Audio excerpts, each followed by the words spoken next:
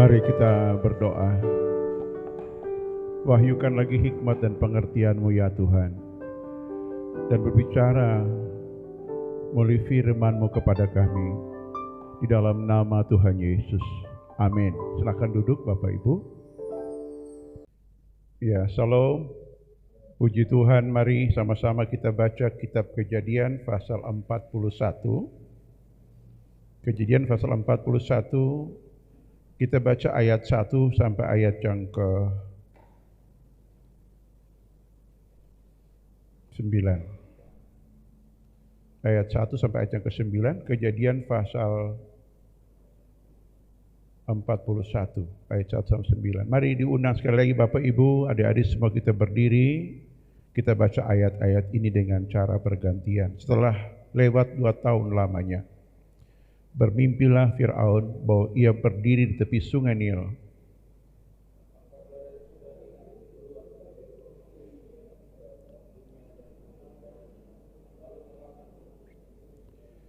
Kemudian tampaklah juga 7 ekor lembu yang lain yang keluar dalam sungai Nil itu, buruk bangunnya dan kurus badannya, lalu berdiri di samping lembu-lembu yang tadi di tepi sungai itu.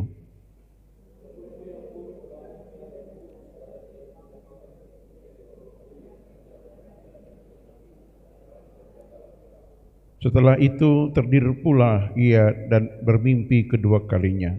Tampak timbul di suatu tangkal 7 bulir gandum yang bernas dan baik.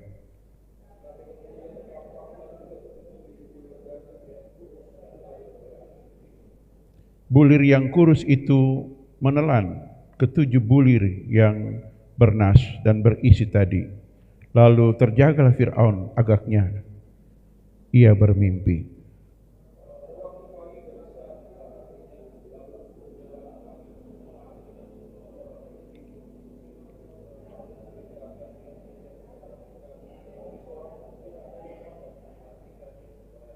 Lalu berkatalah kepada seluruh juru minum kepada Fir'aun, hari ini aku merasa perlu menyebutkan kesalahanku yang dahulu. Amin. Silakan duduk, puji Tuhan.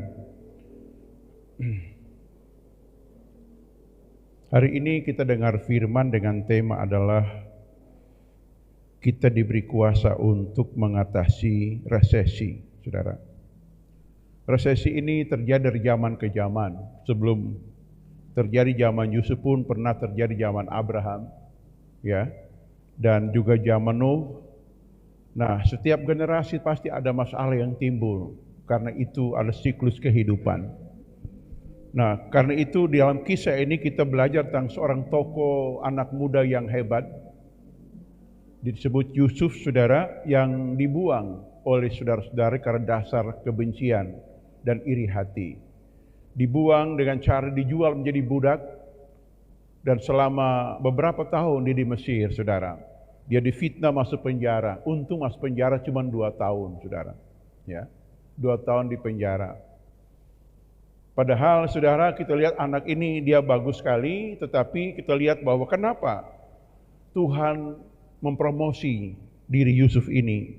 Kita akan belajar, dan itu apa kena mengena dengan kita, saudara. Ya, kenapa Yusuf ini dipakai Tuhan? Apa yang menjadi dasar firman-Nya? Kita baca Mazmur 105 sebentar. Mazmur 105 ayat yang ke-15. Kita baca. Jangan mengusik orang-orang yang kuurapi dan jangan berbuat jahat kepada nabi-nabiku. Yusuf ini seorang nabi Tuhan, diurapi oleh Tuhan lewat apa? Berkat perjanjian yang disampaikan oleh Abraham, Ishak, dan Yakub ayahnya. Maka dampaknya dia diurapi oleh Tuhan, dan dia bisa, karena Alkitab tidak dia nabi, tapi pekerjaan kenabian. Apa bukti dia kenabian? Dia tahu peristiwa 7 tahun akan datang, dia tahu hari ini. Jadi ciri nabi itu ada 3 pekerjaan yang dia lakukan. Yang pertama adalah dia suka doa syafaat dan peperangan. Dia tidak mau kompromi dengan dosa dan pekerjaan setan. Dia akan hancurkan kuasa doa. Itu pekerjaan yang pertama. Yang kedua, menguduskan tubuh Kristus. Suka menasihati orang agar hidupnya baik. Itu pekerjaan kenabian, saudara. Dan yang ketiga adalah dia tahu peristiwa 10 tahun, 20 tahun, bahkan ribuan tahun akan datang. Dia tahu, saudara. Kenapa? Karena Tuhan mewahyukan rahasia-rahasia kepadanya. Maka disebutkan Yusuf ini, saudara, diurapi oleh Tuhan. Kita baca ayat selanjutnya, saudara. Ayat 16. Ketika ia mendatangkan kelaparan atas negeri itu dan menghancurkan seluruh persendian makanan, di usia seorang mendahului mereka, Yusuf yang dijual menjadi budak. Mereka menghimpit kakinya dengan belenggu, lehernya masuk ke dalam besi, sampai saat firman-Nya sudah genap dan janji Tuhan membenarkannya, raja menyuruh melepaskannya. Saudara, jadi kita lihat Daud menulis peristiwa masa lalu, peristiwa tentang bagaimana silsilah bangsa ini turun-temurun, dan Yusuf ini seorang yang menghadapi masa sulit di masa mudanya. Tetapi itu sebenarnya hanya didikan Tuhan. Terkadang Tuhan mengizinkan orang juga seperti itu, menghadapi kesulitan di mana orang nggak ngerti, nggak tahu, saudara. Kenapa hidup kok susah gini ya? Sakit lagi, cilaka motor lagi, aduh, begini begitu. Situasi ini aku melakukan apa? Yang terlakukan jaga cuma 2, saudara, itu yang sulit. Pertama, jaga hati, amin. Yang kedua, suka nyembah Tuhan. Cuma 2 ini, saudara. Ada masalah, jaga hati, Jo. Jangan bikin dosa baru. Amin. Tenang, jaga hati. Kalau ada hati yang gak bagus atau hati yang ada kosletnya orang, lepaskan pengampunan. Itu ciri orang diurapi Tuhan. Saudara, lalu suka nyembah. Waktu kita menyembah ada hal-hal inspirasi Tuhan. Tuhan bekerja dalam diri kita. Seperti Yusuf ini, saudara. Dia difitnah, masuk penjara. Dia nggak bikin jahat, saudara. Dia tidak bela diri. Nggak ada pengacara waktu itu, saudara. Masuk penjara. Tapi untung 2 tahun. Mirip Ahok, saudara. 2 tahun di penjara. Karena di ayat 1 ini, 2 tahun kemudian. Ini mengesahkan kisah Yusuf di penjara. 2 tahun kemudian Tuhan kasih mimpi kepada Fir'aun. Dan Fir'aun tidak ngerti arti mimpi tersebut. Yang tahu apa? Yusuf tahu. Kenapa dia tahu? Karena orang yang suka menyembah Tuhan, dia akan mudah mendapat pengetahuan, namanya marifat, kata bahasa Ibrani. Marifat ilahi diberikan kepadanya. Jadi anak-anak Tuhan spesial loh, saudara. Amin. Ya, coba ngomong ke sebelah, engkau diurapi Tuhan. Ayo bilang, engkau biji mata Allah. Amin. Ini, saudara, betul, saudaraku. Ya, jangan remehkan diri kita. Buat apa jadi anak Tuhan? Nggak ada guna, buang waktunya, saudara. Anak Tuhan penting di mata Tuhan, saudara. Hidup kita dipenuhi hikmat yang tidak pernah orang duniawi memilikinya. Ini kita perlu ngerti, saudara. Disebutkan di sini, sampai firman Tuhan genap. Nah, kita balik, saudara, dalam kitab Kejadian tadi, saudara. Kapan firman Tuhan genap? Kita baca Kejadian pasal yang ke-15 ayat 13. Kejadian pasal 15 ayat 13, saudara. Ya. Firman Tuhan kepada Abram, ketahuilah dengan sesungguhnya bahwa keturunanmu akan menjadi orang asing di suatu negeri yang bukan kepunyaan mereka, dan bahwa mereka akan diperbudak dan dianiaya 400 tahun lamanya. Wow. Ini penyebab Yakub dan anak-anak ditawan di Mesir, ini penyebab dosanya di sini. Sederhana dosanya, saudara. Pada waktu Abraham mempersembahkan korban, ketiduran, saudaraku. Lalu dia lupa bakar korban persembahan kepada Tuhan. Datang burung-burung buas mematok persembahan ini, saudaraku. Lalu Tuhan marah. Marahnya apa? Nanti turunanmu yang keempat akan dihukum. Saudara, berapa tahun? Lihat, saudara. 400 tahun, saudara. Lama, saudaraku. Lama. Kalau seorang tahanan dihukum 400 tahun, berarti hilang identitas, hilang budaya, hilang bahasanya, saudara. Betul tidak? Orang merantau 20 tahun, ya saudara, bisa hilang bahasa daerah loh, saudara. Betul tidak? Ya, orang Manado merantau ke Jakarta, saudara, puluhan tahun hilang logat Manado, betul tidak? Paling dia balik sana, paling gue kita yang paham. Sudah Betawi, saudara, betul tidak? Nah ini, apalagi 400 tahun, saudara, hilang. Saudara baca dalam kitab Keluaran, saudara, waktu Israel keluar Mesir, mereka nggak tahu cara ibadah benar Pak Tuhan seperti apa. Ya saudara, cara hidup seperti pokoknya pola dunia dorang punya ini. Tetapi kita lihat saudara, bagaimana genap firman Tuhan ini tatkala Musa dibentuk oleh Tuhan di Sinai. Dibentuk di Sinai, dia pergi bebaskan, keluar, dia bangun tempat ibadah menurut cara orang Ibrani. Maka budaya baru muncul, ibadah itu muncul dari zaman Musa, saudaraku. Nah, kita balik ke sini, saudara. Jadi dalam resesi ini, saudara, firman Tuhan genap. Artinya begini, saya percaya begini, badai pasti berlalu. Saudara masih ingat zaman COVID dulu? Banyak orang meramal macam-macam, antikris lah, nggak boleh vaksin lah, kiamat lah, macam-macam. Saya hanya berkata, enggak, badai pasti berlalu. Segala sesuatu ada waktunya. Itu pengkhotbah 3, saudara. Segala sesuatu ada waktunya. Ya sudah, firman Tuhan ini, saudara, firman Tuhan genap, pasti ada kemerdekaan, pasti ada kebebasan. Firman Tuhan genap kapan, saudara? Waktu masa murka Tuhan berhenti. Saya beri contoh yang lain dalam Daniel pasal 9. Daniel ini bersama teman-teman dibuang ke Babilonia. Dia menghadapi umur dan mati di Babil. Daniel ini, saudara. Bayangkan berangkat anak muda sampai tua dan mati di Babel. Belum ada pembebasan, saudara. Tapi janji Tuhan pada bangsa Israel, 70 tahun kamu akan dibebaskan. Itu genap firman Tuhan. Nah, beberapa tahun sebelum pembebasan Daniel, dia buka kitab Nabi Yeremia. Dia baca. Wow, ini pasti waktu pembebasan kita. Dia bikin apa, saudara? Dia bikin doa puasa, minta ampun kepada Tuhan. Dan genap firman Tuhan dia jadi, saudara. Tuhan bukan pakai Daniel, saudara. Alkitab berkata Daniel berdoa sampai mati. Dalam Daniel 9 dia doa. Pasal 12 Tuhan ngomong begini, pergi dan beristirahatlah, engkau akan bangkit pada akhir zaman. Daniel tidak menikmati hasil doanya, tetapi generasi berikutnya menikmati. Siapa tuh? Ezra, Nehemia, ya Hagai, saudara. Itu menikmati berbahasa, saudaraku. Makanya kitab Talmud Yahudi itu tulis, saudaraku, itu kitab terakhir, kitab Ezra, saudara. Kenapa?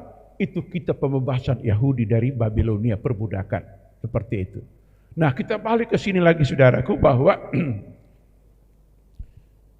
resesi ini, saudara, akan diatasi oleh, pertama, orang pilihan Tuhan, orang diurapi oleh Tuhan. Bila amin. Mengapa saudara tahu? Karena orang diurapi oleh Tuhan. Kalau kita baca di ayat ini, saudara, kita balik lagi di ayat pokok tadi, saudara, kita baca di ayat yang ke-33. Kejadian pasal 41 ayat 33. Oleh sebab itu baiklah Tuhan ke Firaun mencari orang yang berakal budi dan bijaksana dan mengangkatnya menjadi kuasa atas Mesir. Nah, saudara, perhatikan. Firman Tuhan genap tatkala kita orang percaya yang disiapkan Tuhan untuk mengatasi resesi. Saya tidak percaya begini. Saudara, mari kita doa atas resesi. Itu benar. Tapi doa bukan segala-galanya. Amin. Orang berdoa banyak, betul, itu enggak salah. Itu baru awal statement. Tuhan pas bergerak. Tapi Tuhan mencari orang yang berakal budi. Amin. Betul tidak? Orang berakal budi, saudara. Orang yang pandai berakal budi dan bijaksana. Nah gitu. Makanya nasihat Yusuf kepada Firaun, cari di antara bangsa Mesir yang berakal budi dan bijaksana. Nah, bagaimana mungkin seorang narapidana akal budi bijaksana? Ya, saudara. Orang mau ibadah di Tawaang saja, LP Tawaang minta izinnya minta ampun. Syaratnya, saya sampai orang datang melayani, bawa diri, bawa hidup, bawa waktu, bawa harta, 200% sudah atur. Tapi penjara Yusuf ini siapa di sana? Saudara tahu, di dalam dirinya ada Tuhan. Ya, ada Tuhan. Masih ingat minggu lalu saudara, Tuhan siapa? Dia itu hikmat dan kuasa dalam diri kita saudara. Makanya nasihat Yusuf saudara, Firaun tuanku, pilih, ini pasti terjadi, 7 tahun pasti terjadi kelaparan besar. Kenapa? Karena dia dapat hikmat Tuhan saudara. Karena itu syarat pertama tadi orang diurapi, yang kedua harus berakal budi saudaraku. Makanya sekolah itu penting, amin. Belajar itu penting saudara. Saudara kalau ingat satu kisah begini di Amerika, ya di Amerika saudara, itu seorang ibu yang orang jenius. Ini ibu orang jenius. Ya, dalam kisah begini, lahir seorang anak muda. Ya, lalu mereka pindah kota lain, saudara. Sampai di kota lain dia sekolah tolak anak ini. Dan dia tulis surat kepada ibunya, jangan izinkan anakmu lagi datang karena kami tidak bisa didik dia. Dia ada kelainan jiwa, nggak bisa apa-apa. Waktu ibunya membaca surat tersebut dari tangan yang membawa surat ini dari anaknya sendiri, saudara, ibunya menangis, saudara. Bagaimana caranya mendidik anak ini menjadi baik? Sekolah di Amerika tolak dan tidak bisa dididik, saudara. Tapi ibu ini tidak putus asa, dia langsung tahan tangisnya dan dia mulai berjanji, biarlah saya didik sendiri anakku. Saudara, dan ibu ini dia didik anaknya, saudara. Bertahun-tahun dia didik, beli buku, ibunya didik, baca dan sebagainya. Sampai anak ini menjadi remaja dan dewasa. Dan dia suka baca buku-buku, saudara. Saudara, berapa tahun kemudian ibunya meninggal. Dan dia buka lemari, ibunya tes surat itu masih ada, saudaraku. Surat masih ada. Waktu anak dia buka, dia baca, ternyata bukan saya anak pandai di sekolah, saya ditolak di sekolah, saya orang tidak berguna. Tetapi atas jasa ibuku, aku jadi seorang pandai. Karena itu saudara, penghormatan besar seorang ibu, amin. Ibu-ibu, bilang amin ibu-ibu. Didik anak cucu kita menjadi orang jenius di masa datang. Itu warisan yang tidak pernah habis. Ibu boleh kasih dia uang 4 habis dah, tapi kasih didikan tidak pernah hilang seumur hidup, saudara. Betul tidak? Ya, lalu anak ini ternyata dia merasa bersalah, berhutang pada ibunya, dan dia mulai bikin eksperimen, saudara. Maka muncul DP nama Thomas Alva Edison, saudaraku. Menemukan lampu pijar, itu pertama kali. Sebelum Thomas ini ada di bumi ini, saudara, bumi gelap gulita.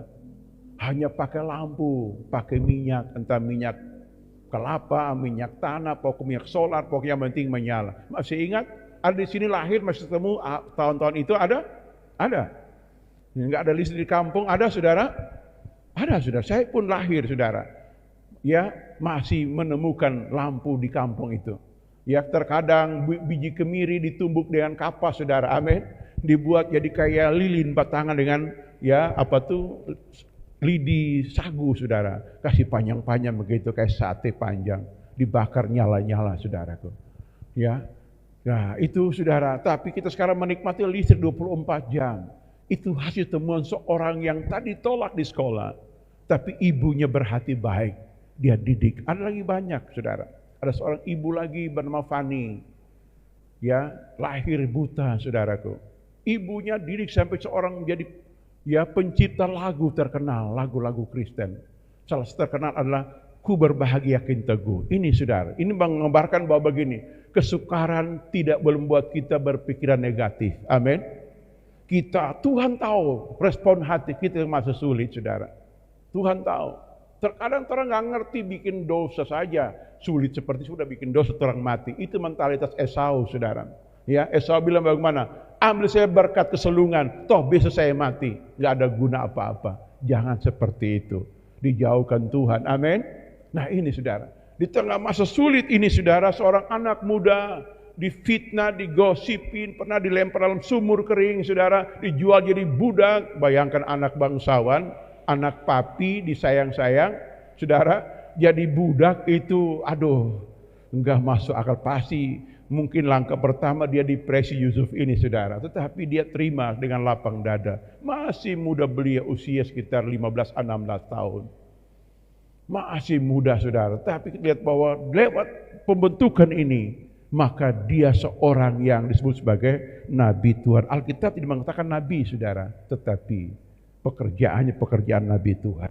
Luar biasa saudaraku. Kalau di Islam semua orang itu nabi semua saudara, dinabi-nabikan saudara. Adam nabi dan semua nabi saudara, ya. Tapi di Kristen tidak, ya. Nabi itu ada nabi besar, nabi kecil, itu jelas saudaraku.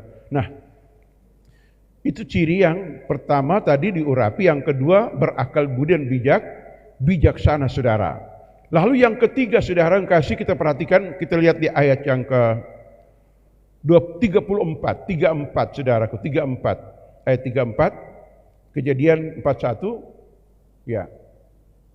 Baiklah juga tuanku Fir'aun berbuatlah begini, yakni menempatkan penilik atas negeri ini, dan dalam 7 tahun kelimpahan itu memungut 1/5 dari hasil tanah Mesir. Luar biasa.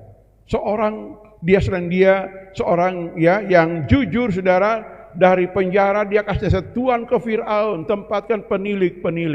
Penilik itu kalau kita lihat kayak camat begitulah, atau bupati gitu. Karena dulu kerajaan Mesir ini kan raja, dia presiden saudara. Di bawah ada gubernur wilayah-wilayah seluruh Mesir. Ya, tempatkan orang-orang bijak dan baik. Kita lihat begitu. Fir'aun tilik-tilik, aduh, orang Mesir ini hebat dalam ilmu sihir, orang-orang gak jujur semua ini, bagaimana caranya nih? Ya, dia juga bingung saudara. Tetapi lihat bahwa dalam 7 tahun kelimpahan disebutkan hasil tanah 1/5 engkau mesti tabung. Makanya kita budayakan budaya tabung. Amin. Budaya tabung saudara. Tabung minimal 1/5, 20% dari penghasilan kita untuk diri kita saudara. Menghadapi masa sulit yang kita hadapi, pamannya sakit mendadak, enggak ada apa-apa lagi. Jangan terpikir hidup serba kebetulan. Jangan kita perhati iman yang salah. Terkadang anak-anak Tuhan, orang-orang aliran Pentakosta jatuh miskin saudara. Kenapa? Hidupnya foya-foya. Dia pakai ayat, jangan kamu khawatir, Tuhan pelihara. Iya, Tuhan pelihara. Hari ini, hidup hari ini, habiskan saja, besok cari lagi. Itu pola hidup nelayan di pinggir pantai saudara. Ada ikan, makan saja. Kenapa? Enggak ada freezer. Besok pancing lagi. Saudara. Tapi orang kota tidak seperti itu saudara.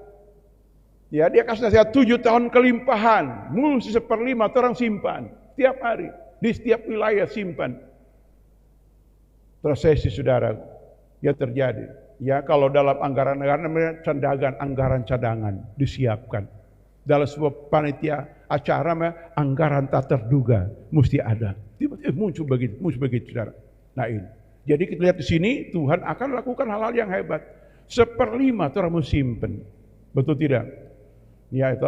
Nah, dalam anggaran keluarga seperti apa? Umpamanya begini, bapak gaji 3 juta.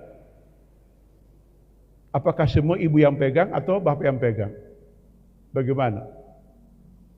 Kita mau tanyain dulu ini, bapak ibu-ibu, ya, karena tidak pernah hot begini. Kita mau tanya dulu. Bapak gaji 4 juta sebulan. Apakah 4 juta terkasih ibu yang pegang, yang simpan, atau bapak yang pegang separuh, ibu pegang separuh? Yang mana? Halo? Mau pilih yang mana saudara? Ya. Anggaran dalam keluarga itu saudara tahu, kita mesti hitung. Orang konsumsi 1 bulan berapa? Saya tahu itu. Iya toh? Baik pasar ikan, sayur dan beras, semua itu berapa? Itu ibu yang pegang, yang atur. Amin. Halo, amin. Nah, lalu anggaran separuh cadangan. Yang maksud dia awasi berdua. Lalu ada uang juga di tangan bapak. Kenapa? Karena bapak mesti ada, tiba-tiba muncul dia tolong orang. Terkadang ibu-ibu berpikir, saya ibu rumah tangga, bendahara, mesti semua uang saya pegang. Itu cara berpikir yang keliru, saudara. Yang keliru. Lalu nanti muncul, Ya, si bapak punya gaji minta uang 100.000 aja, setengah mati istri mau kasih. Bakal layak kan? Ada begitu, mesti bertobat hari ini. Amin. Ini saudara. Jadi atur saudara, betul tidak? Ini Alkitabiah saudaraku. Halo? Atur bersama, anggaran disimpan untuk keluarga itu ada. Ada untuk apa cicilan, kendaraan, rumah dan sebagainya, diatur saudaraku. Kalau kurang, cari tambahan berdua.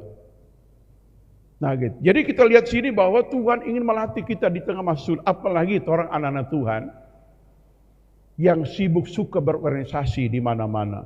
Kelompok sana ikut, jaringan ini ikut, cara sana ikut, konferensi Jakarta, di Makassar, di mana-mana. Nggak ada uang, orang. Dari mana dapat uang untuk hal-hal itu? Apakah nanti tunggu acara mau antri di wali kota bawa proposal? Dengar, pemerintah juga banyak utang juga sudah. Jangan pikir pemerintah banyak duitnya Anda. Jangan pemerintah bitung. Hei negara, APBN itu ada pinjaman luar negeri untuk tambahan anggaran belanja negara. Sudah, sulit sudah. Sulit. Nah gitu. Karena itu bagaimana kita nanti bijaksana akal budi mengatur semua ini. Alkitab menjawab, bijaksana mengatur rezeki dalam rumah kita. Amin. Amin saudara. Halo amin. Ya, jangan kita belanjakan barang hanya pamer dan foya-foya, itu dosa saudara. Ya, sekedar pamer, teman sebelah baju baru, biar bersaing nggak kampungan amat. Nggak begitu saudara. Ya, simpan, itu bukan khawatir. Salomo, seorang raja besar berhikmat. Dalam Amsal 6 dia berkata, belajar pada semut. Betul tidak? Musim kemarau, panas begini dia, semut di mana-mana dia cari makanan, ya sudah. Dia bawa dia simpan, dia nggak langsung makan saudara. Coba saudara pulang sini bongkar sarang bifi saudara, ya, bongkar. Ada tulang disimpan situ, ada tulang macam-macam ini dia bawa dari dapurmu, dari bekas cuci piringmu. Dia bawa dia nggak makan, dia simpan di kolam di lubang tempat sarang. Musim hujan seekor semut pun tidak bisa nongol, saudara. Tidak bisa nongol. Di mana orang? Di sarang. Makan apa orang? Tulang orang makan, orang simpan itu. Itu selalu ngomong, saudara. Ini kita belajar seperti itu, saudara. Apakah tidak bisa lakukan? Bisa. Pendeta saya kan gaji kecil. Kecil besar, yang penting ada pengatur, ada hikmatnya dulu. Amin. Datang kelimpahan, berkat tidak bisa membunuh orang. Betul tidak? Mengapa saudara tahu dalam Bilangan pasal 11 orang Israel minta makan daging. Alkitab mengajar kami doa yang lahir dari iman besarku kuasanya. Nah ini. Tapi saudara minta doa yang lahir dari nafsu rakus saudara. Tuhan dengar nggak? Tuhan dengar. Tuhan kasih nggak? Tuhan kasih. Tapi berkat yang lahir dari hasil doa nafsu tadi, dengar baik, membinasakan Israel. Ini saudara. Maka Yakobus tulis, doa yang lahir dari iman, besar kuasanya. Kapan besar kuasanya? Jawaban pun datang, Tuhan pandai mengatur hasil doa tersebut. Mengapa? Dasar hidup kita ada dua hal yang hebat. Pertama, kita punya akal budi. Yang kedua, kita bijaksana. Amin. Bijaksana atur, saudara. Betul tidak? Bijaksana atur. Ya. Sehingga kita bisa menikmati berkat Tuhan yang Tuhan berikan berupa aset, berupa uang, berupa apapun, itu kita nikmati dari waktu ke waktu saudara. Makanya disebutkan di sini taruh penilik yang bisa mengatur 1/5 dari hasil kita. Betul tidak? Amin. Kita doa, berkat ini kita doa bersyukur Tuhan, terima kasih berkat ini walaupun kecil saya bersyukur Tuhan, saya percaya Tuhan yang mengatur semua yang ada di bawah kolong langit ini. Amin. Betul tidak? Sehingga Tuhan akan menambah. Kenapa? Tuhan pandai mengatur, saudara. Betul tidak? Amin. Pandai mengatur bijaksana. Halo? Amin. Nah ini saudara. Lihat saudaraku. Lalu perhatikan saudara. Di ayat yang ke-35. Ya. Ayat yang 35. Mereka harus mengumpulkan segala bahan makanan dan dalam tahun-tahun baik yang akan datang ini dan dibawa kuasa Tuhan ke Fir'aun menimbun gandum di kota-kota sebagai bahan makanan serta menyimpannya. Saya baca ayat ini, saya timbul kecemburuan, saudara. Kecemburuannya apa? Kenapa firman ini nggak datang ke Yakub? Itu masalah situ. Yakub kan anak perjanjian, saudaraku. Kenapa Tuhan nggak kasih tahu Pak Yakub? Jawab sederhana, Yakub dan anak-anaknya sibuk untuk saling tipu baku tipu, saudara. Anak tipu bapak, ya, bapak tipu anak bakal lain, cuma sibuk tiap hari begitu. Jadi saudara, jangan kita budayakan dalam rumah kita suka bertengkar, suka baku tipu. Amin. Dengar, hikmat Tuhan bijaksana meninggalkan kita. Halo, ada di sini suka bakalai masih ada? Salah paham, salah pengertian, bakalai, baku bagi ada. Halo, mesti bertobat baik-baik Bapak Ibu. Halo, amin. Kalau enggak, saudara tidak punya mimpi masa depan. Pagi hari sebakalai, sore bakalai, malam bakalai. Kapan berhentinya ini? Katanya anak Tuhan, ya nyanyi hanya dekat alasnya aku tenang. Sudah habis nyanyi bakalai, mana dekatnya itu dia? Tenangnya di mana? Itu dia. Halo, saya sampaikan ini supaya kita ngerti. Halo, otak kita hanya menyimpan akal budi dan bijaksana. Amin. Enggak boleh ada pertengkaran di dalam, salah paham, salah apalagi kepahitan. Enggak boleh. Dengar, Esau enggak diberkati karena dalam dirinya ada akar kepahitan. Ibrani 12 ayat 15 sampai 17, saudara. Itu. Akal budi enggak ada. Begitu. Ya, orang memang sedunia masih daging, betul. Tapi kita kan punya kemampuan keputusan untuk menolak yang jahat, menerima yang baik, betul tidak? Ini toh, iya toh. Jangan kita ikut Tuhan, nggak ada perubahan hidup. Ya, kita ngomong Tuhan kita bijaksana, penuh hikmat, karunia iman, karunia hikmat, tapi nggak mendarat baik-baik. Itu masalah di situ, saudaraku. Sehingga malah orang duniawi punya hikmat, kesabaran, orangnya anda. Itu masalah di situ ya. Maka disebut sini, ya. Mereka menyimpan gandum, saudara. Nah, luar biasa. Ya, ayat 36. Demikianlah segala bahan makanan itu menjadi persendian untuk negeri ini dalam 7 tahun kelaparan. Dan yang akan terjadi tanah Mesir supaya negeri ini jangan binasa karena kelaparan itu. Ini hebat. Hebat, saudara. Ya. Firman Tuhan datang ke Fir'aun dan Yusuf. Yakub tidak. Akhirnya Yakub pun dihukum Tuhan. Dengan segala hormat, Bapak Yakub tinggalkan rumahnya, kampungnya, ya, dusunnya, ya saudara, dan dia harus tinggal di Goshen. Dipelihara oleh Tuhan memang di sana. Tapi menjalani hukuman seumur hidup, saudaraku. Ya, saudara, Yakub pindah ke Mesir sampai mati di Mesir. Ya Yusuf minta izin, Pak Fir'aun yang terhormat, saya bawa pulang bapakku dikubur kampungku. Di Gua Bapela, saudara. Ini kehidupan yang sia-sia. Kenapa firman ditulis untuk semua orang termasuk kita di sini? Supaya kita sekali bertobat, tak bertobat, ada masalah, salah paham, beritahu Tuhan, aku perlu hikmat dan bijaksana. Berikan aku akal budi hari ini. Beri aku hikmat dan bijaksana untuk mengatur hidupku dan mengatur pekerjaanku. Dan aku akan dapat hidup sudah yang janji Tuhan. Amin. Amin. Itu doa tiap hari. Saya doa tiap hari bagi saudara. Saya doa Tuhan, bersihkan hidupku dengan darah-Mu. Bebaskan aku dengan firman kebenar. Taruh hikmat dan bijaksana. Taruh Tuhan akal budi untuk mengajar, untuk menolong orang lain. Jadi ada masalah respon, tenang aja dulu, senyum aja hadapi masalah. Betul tidak?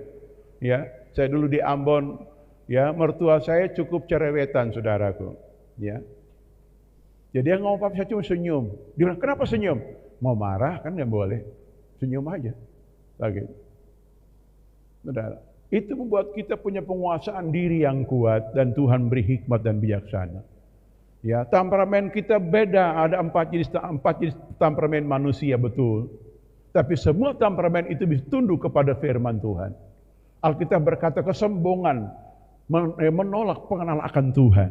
Tapi waktu kita mengaku bertobat iring Tuhan, mulai detik itu kita mau tunduk kepada otoritas firman Tuhan.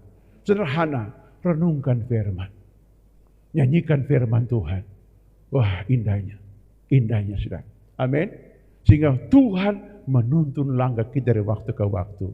Hari ini, orang masih susah. Uang terbatas, mungkin gak ada, masih utang. Gak apa-apa.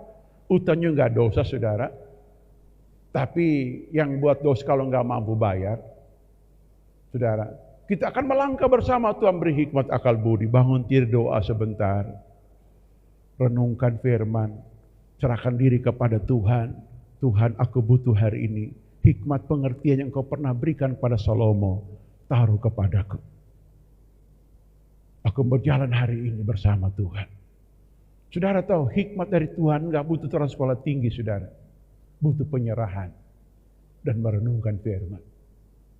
Tuhan taruh dalam hidup kita. Amin. Sehingga kita bisa memberi jawaban tepat pada waktunya, saudara. Karena Alkitab berkata dalam Matius 10, waktu kamu diseret masuk penjara, jangan khawatir, Allahmu akan memberikan kepadamu hikmat untuk engkau memberi jawaban tepat pada waktunya. Ini, saudara. Jadi mengatasi resesi itu, saudara, kita perlu hati kita bersih. Ada masalah, cepat selesaikan. Jangan kau tidur sebelum selesaikan masalah di hati. Kalau ada salah paham. Kalau engkau tidur ada kepahitan, kemarahan, pasti malam engkau akan mimpi buruk. Engkau akan berkata, tadi malam kita ketindisan. Siapa yang tindis? Ada jin, kuntilanak, pok-pok, songko, dan sebagainya. Ya, bukan dia tindis, disemas dalam pikiran kita, hati juga nggak enak, saudaraku.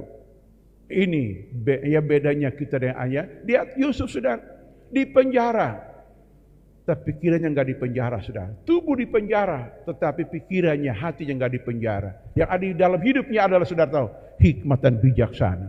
Tubuh dikurung, no problem. Di dalam batinku ada hikmat dan bijaksana. Amin. Itu Paulus seperti itu juga, saudara.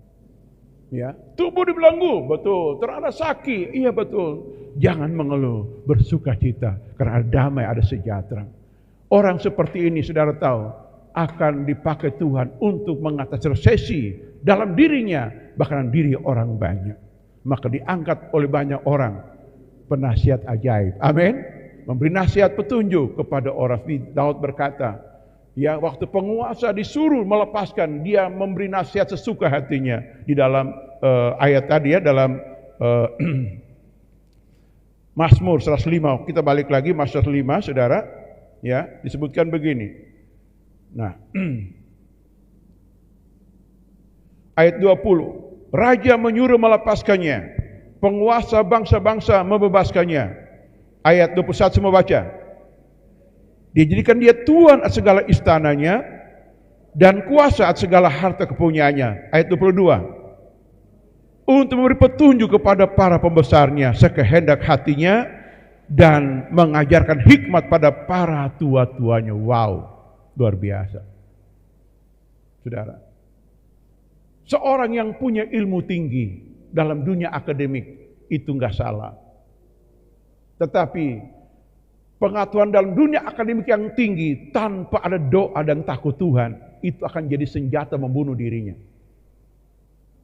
Itu apa? Kesombongan akan membunuh orang itu, saudara.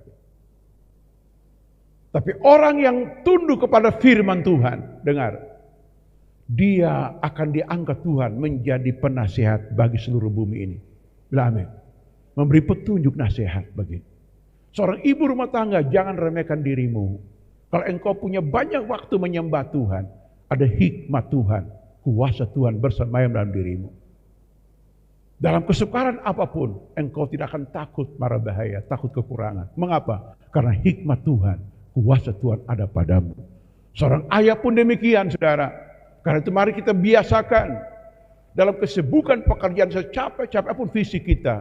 Mari isinya beberapa menit saja. Tuhan hanya 1 jam jo dengan Tuhan. Tuhan pasti menolong. Inilah rahasia. Yesus berkata, berjaga-jaga dan berdoa agar engkau jangan jatuh dalam pencobaan. Kapan orang berdoa? Orang nggak ngerti doa itu tujuannya apa sih? Tujuannya ini, saudara, supaya kita mendapat berkat hikmat dan bijaksana dan pengurapan kekuatan Tuhan. Itu tujuannya, saudara.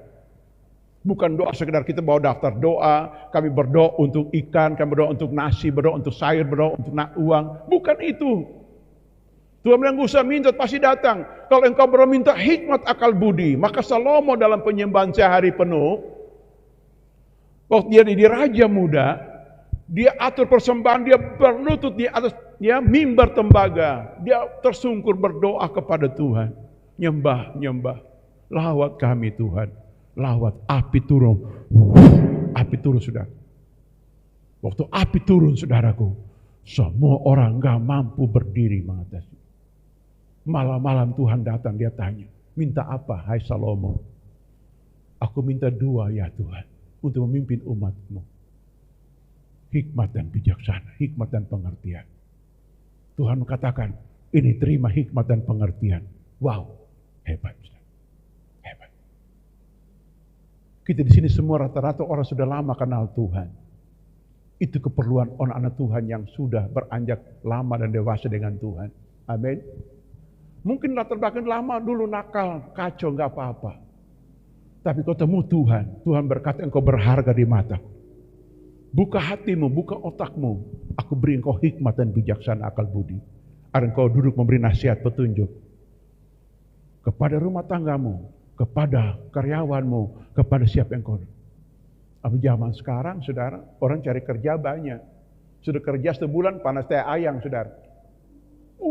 Mulutnya luar biasa. Bulan ketiga semuanya pemalas. Kau curang sana sini. Kau bosnya polos-polos. Mau nasihat dia anak Tuhan, gak nasihat. Bagaimana? Nasihat. Gak ada ukuran masuk gereja anak Tuhan. Iya toh? Saudara lihat Ayub, saudara. Tuhan yang pagari hidup kita. Kalau kita cabut pagar, setan hancurkan usaha Ayub, saudara. Nah, kita harus peka, doa Tuhan, lindungi, proteksi rumahku, usahaku, pekerjaanku, kuasa jahat, niat jahat, apapun dipatahkan, dihancurkan. Kita hidup aman dan damai. Alkitab berkata, bagi Tuhan tidak ada yang mustahil, tapi orang mesti bertindak. Bagi Tuhan tidak ada mustahil, tapi kalau Musa nggak angkat tangan, Israel nggak menang, saudara. Musa angkat tangan, tongkat Tuhan seharian penuh. Minta kekuatan, terus nyembah, saudara. Itu doa perang yang paling melelahkan, saudaraku. Cariin, angkat tangan, pegang tongkat di tangannya. Kenapa? Kalau Musa nggak connect dengan Tuhan, kuasa nggak mengalir kepadanya dan kemenangan tidak berpihak kepadanya. Ini, saudara. Jadi jangan kita berpikir bagi Tuhan nggak ada mustahil, kita pasti saya di tangan. Udah, bagi Tuhan nggak ada mustahil. Buat apa orang pikirin? Biar aja. Itu tegang, ya menang juga tertunggu lama, mungkin terhabis umur lain nggak ada kemenangan, sudah. Lihat kayak Abraham begini. Mau doa tidur, bagaimana kemenangan? Dapat hukuman. Anak cucu akan dihukum oleh Tuhan. Ini Abraham. Jadi kita mengerti rahasia kebenaran ini. Mari, sekali ketemu Tuhan, terus bersyukur punya jadi anak Tuhan. Amin. Ada masalah, ingat ya, angkat tangan Pak Tuhan. Jangan turun tangan sebelum ada mujizat. Haleluya. Amin. Saya ulangi, ada masalah, angkat wajah, angkat hati, angkat tangan Pak Tuhan. Menyembah, bermohon. Jangan turun tangan sebelum ada jawaban. Itu Keluaran 17, saudara. Musa melawan Amalek. Lalahnya di situ, saudara. Halo? Ini betul tidak? Apalagi diizinkan Tuhan menghadap masa sulit, toh? Teman-teman FC lari ke tinggal. Dosa apa? Angkat tangan ulang. Amin. Angkat tangan. Engkau Musa. Ya, saudara. Kalau engkau turun tangan berkata, saudara, setelah kita dorang lagi kayak kacang lupa kulit. Nggak usah bikin kacang. Kawan-kawan banyak usah pikir-pikir. Halo? Nggak usah. Nyembah Tuhan. Nyembah. Supaya apa? Kekuatan baru datang. Kemenangan baru datang. Amin. Halo. Halo, amin. Ini perlu rahasia Tuhan tahu, saudara. Karena kebanggaan kita milik pusaka Tuhan. Hanyalah Tuhan yang menyertai kita. Kesimpulan kita hari ini, saudaraku. Dari bacaan ini, saudara. Kita lahir adalah maksud tujuan Tuhan untuk mengatasi masalah di bumi ini. Bilang amin. Situasi akan menghimpit kita waktu orang masih belum tahu apa-apa.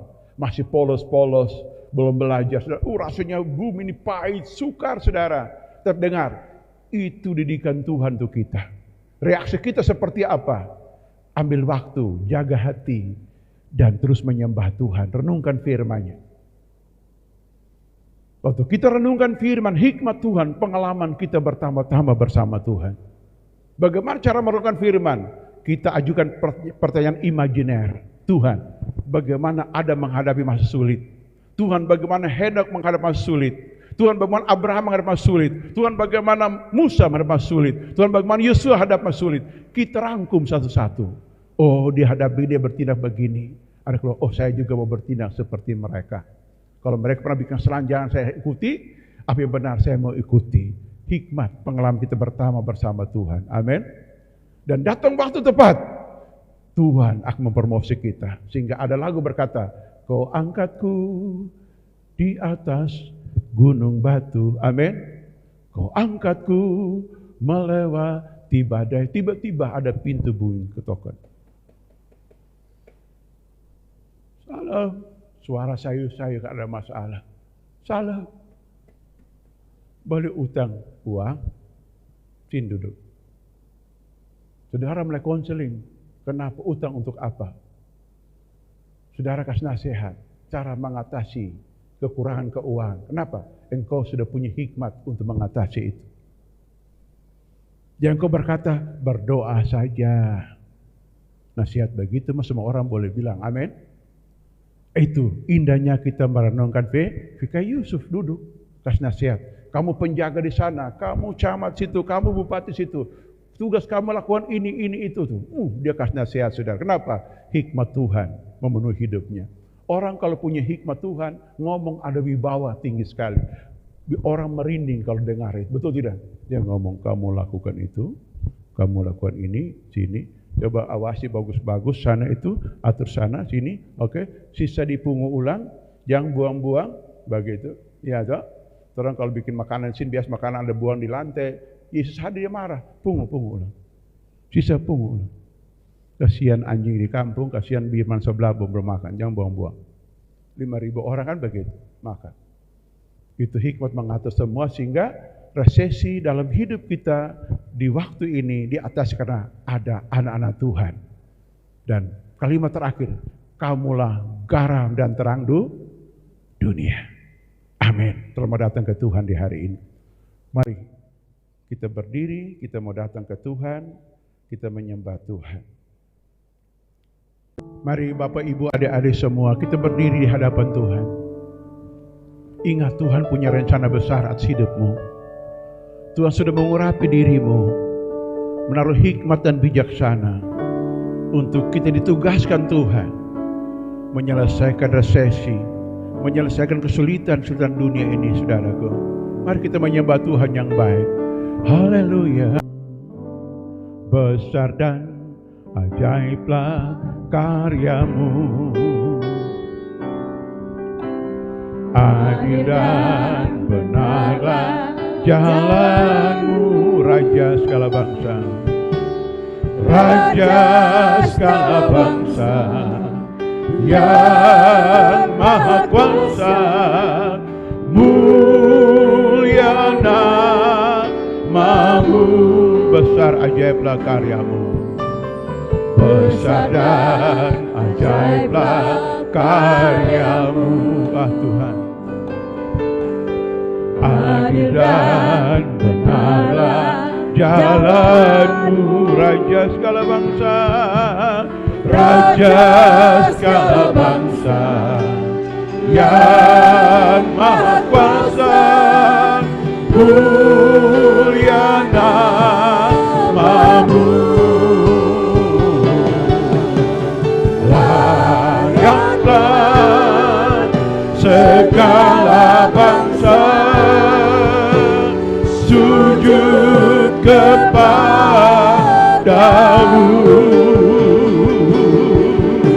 sebab Kau Allah yang kudus, layak disembah.